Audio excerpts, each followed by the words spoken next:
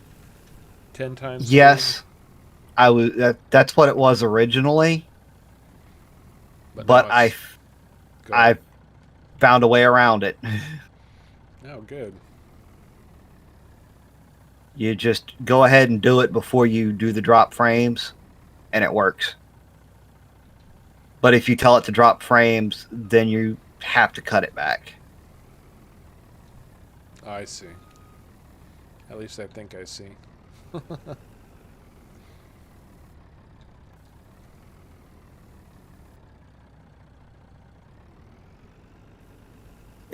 It's complicated to explain. It's easier to show you. I know. I have that t-shirt.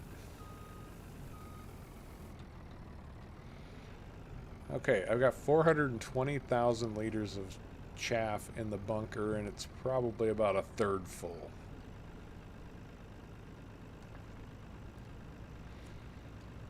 So, Okay. Well, this one just all of a sudden it's not saying it's full, but it stopped taking it. So it's probably full. it's probably full. So I will come empty this one. It is actually full, but it just wasn't saying it. I've got a couple extra of these BSM trailers if you want to start unloading silage into the bunkers. I kind of want to see if I can make it work without having to do that. Oh, you're going to try to belly dump into the bunker silage? Yes. Yes. Which bunker silo do you want it in? I don't care. Which one's empty? I've got 3 that are empty. You're going to need one you can pull straight through, so... I'll be impressed. If you can get that in there, I'll be impressed.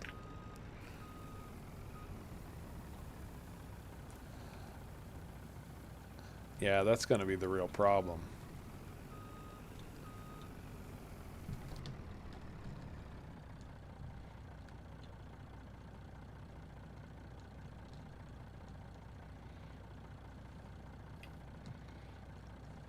Oh, you're getting it.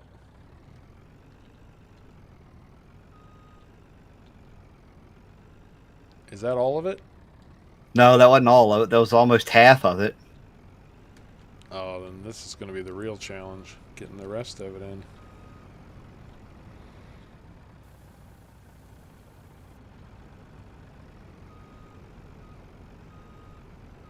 What truck is that you're pulling with?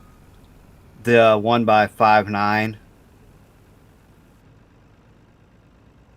The overhauled version of the in-game one. Oh, okay. Ah, Are you stuck? slightly. Do you need me to come and rescue you? I don't know yet.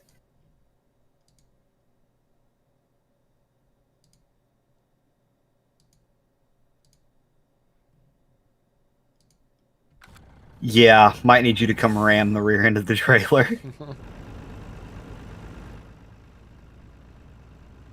I wasn't going fast enough, I guess. Oh, wait a minute. No. Oh, no, not now. Come on.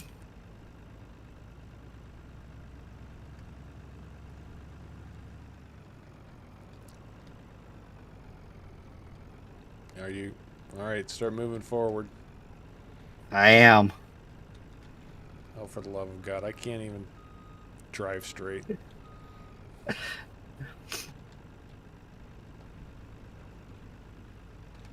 Oh, there it goes. Oh, you gotta be kidding me. No, I'm stuck. Nope, I got out. You got out? Yep.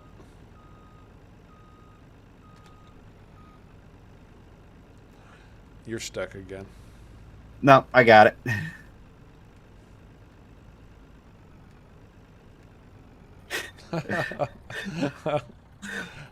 There you go, Rusty. What, 2 stuck trucks? It reminds me of a certain phrase about monkeys and footballs that I can't repeat on what is essentially a family-friendly channel.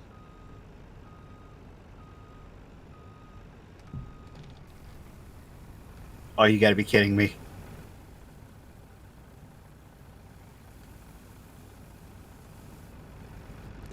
I have a question for you, Rusty. How's your son getting on with Farming Simulator? I know he was just trying to get started himself. I was curious about how that worked out for him. You were doing some mods for him, as I recall, because he was trying to do something that was a little bit questionable.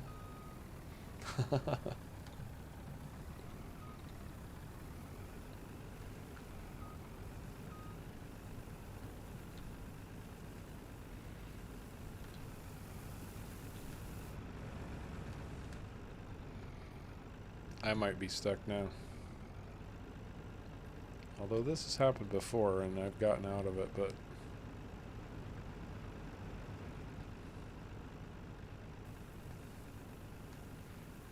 Note to self, don't get in caveman's way. Why is that? You afraid you're gonna get ran over? Pretty much, yeah. Oh, there we go. Now we're moving. Well, we were.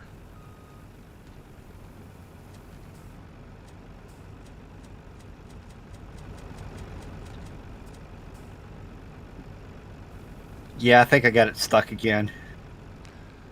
Well, that makes 2 of us.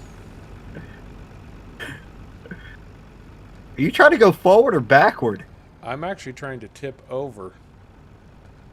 I am fully tipped to the side. There is no way this truck is going anywhere.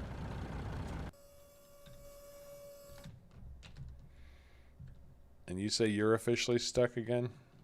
Oh, my trailer is. I'm like, the truck's not, the trailer is.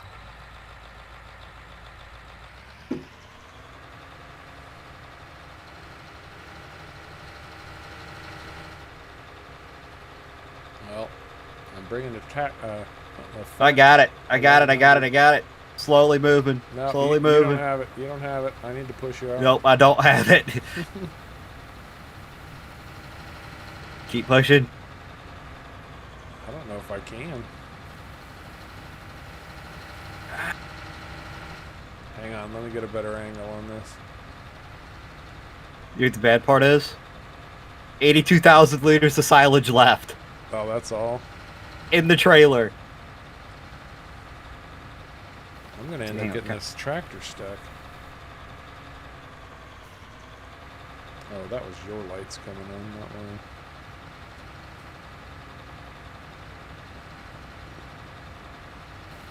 Pull, pull, pull.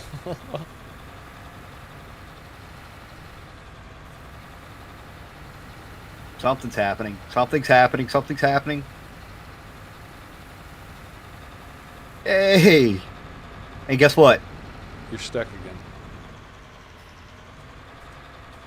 No, I'm not stuck. But trailer's empty. Oh, good.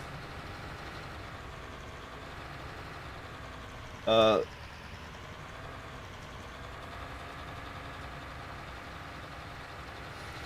well, good. Good. Glad to hear he's having a good time with it.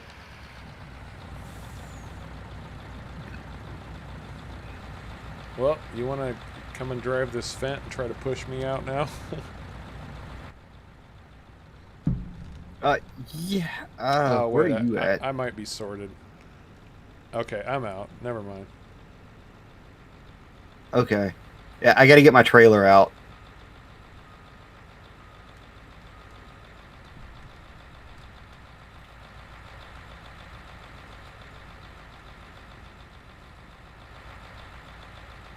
I shouldn't have made these trailers so heavy.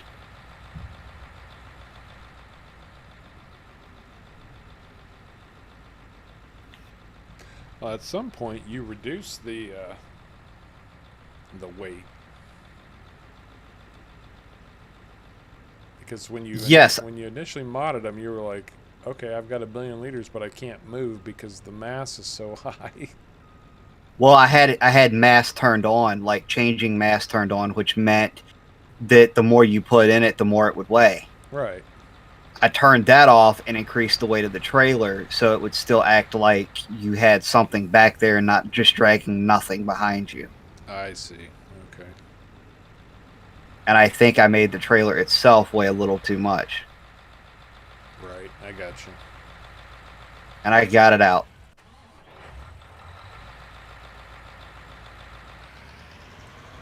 Well, Might be covered in silage, but I got it clear.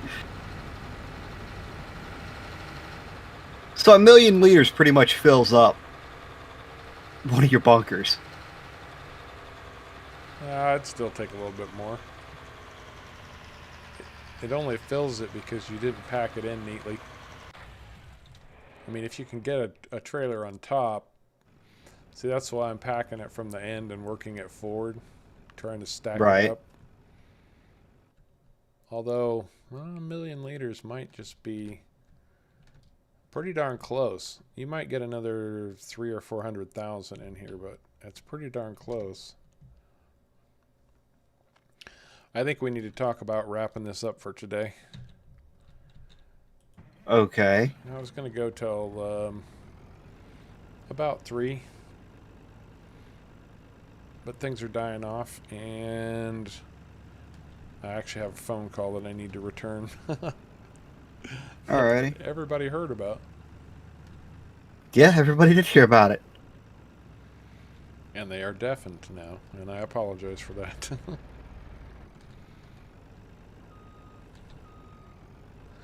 Well, everyone, I really appreciate you showing up for the stream. We actually had a lot of good participation today. It was fun. Had a lot of fun. But I think for today, Harv's World is going to wrap up. As I smack my microphone boom and deafen you once again. My apologies.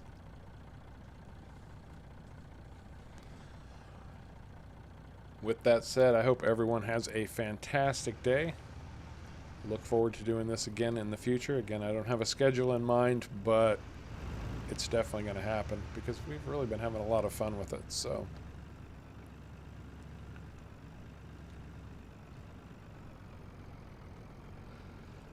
yeah, nice chatting with you too, Rusty, and everyone for that matter. I really appreciate it. So yeah, it's nice chatting with everyone. So everyone, take care. Have a great rest of your day. And until next time, take care.